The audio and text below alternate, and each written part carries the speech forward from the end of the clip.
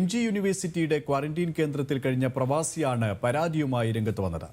അപ്പം പുള്ളി പറയുന്നതനുസരിച്ച് ഞാൻ നേരെ ചെന്നു. അപ്പൊ എന്റെ ഒരു ട്രോളി ബാഗും കാര്യങ്ങളൊക്കെ ഉണ്ടല്ലോ. അപ്പൊ ഞാൻ ഈ ബാഗൊക്കെ വലിച്ചിട്ട് ചെല്ലുമ്പോൾ അങ്ങ് അടുത്തും തോറും മണം കാരണം നമുക്കൊരു രക്ഷയില്ല. നമുക്കൊരു മനുഷ്യന് അസഹനീയമായിട്ടുള്ള സ്മെല്ലാണ് അവിടെ വരുന്നത്. അകത്ത് കയറി ഈ പറയുന്ന കസ്തൂരി ചെന്നപ്പോഴും ദേഹം മുഴുവൻ ഈ വ്രണങ്ങളുള്ള ഒരു പട്ടിയാണ് ഇവരെ പറഞ്ഞേക്കുന്ന ഈ പായയുടെ നിലയുടെ മേളിൽ കിടന്ന് ഉറങ്ങുന്നത്.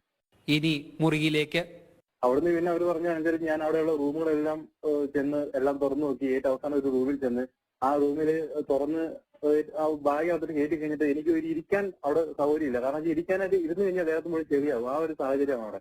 പിന്നെ ഞാൻ എന്റെ ഞാൻ കൊണ്ടുവന്ന സാനിറ്റൈസറും കാര്യങ്ങളൊക്കെ വെച്ച് അവിടെ ഉണ്ടായിരുന്ന ഒരു ചെയർ ഞാൻ ക്ലീൻ ചെയ്ത് അത് ഞാൻ അവിടെ ഇരുന്ന്.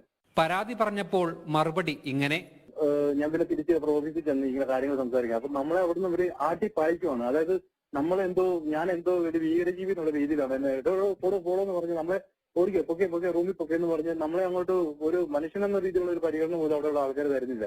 പിന്നെ ആകെ എനിക്ക് വിളിക്കാൻ പറ്റുന്ന പറഞ്ഞാൽ ഈ 100 കൺട്രോളറുള്ള നമ്പർ മാത്രമാണ്. പിന്നെ അങ്ങനെയുള്ള നമ്പറിൽ വിളിച്ചിട്ടാണ് പിന്നെ ഞാൻ അവിടുന്ന് പോകുന്നത്. ഒരു തരത്തിൽ ഞാൻ അവിടുന്ന് രക്ഷപ്പെടുകയായിരുന്നു. ഞാൻ ക്വാറന്റൈനിൽ വന്നിട്ട് ഞാനിപ്പോ ഒരു മലമ്പനി പിടിച്ച് ആണ്ട ഒരു അവസ്ഥയായിരുന്നു എനിക്ക് അവിടെ ഉണ്ടായിരുന്നത്.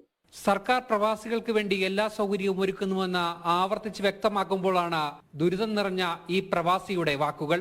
അരുൺ കൊടുങ്ങൂർ, ജനം, കോട്ടയം.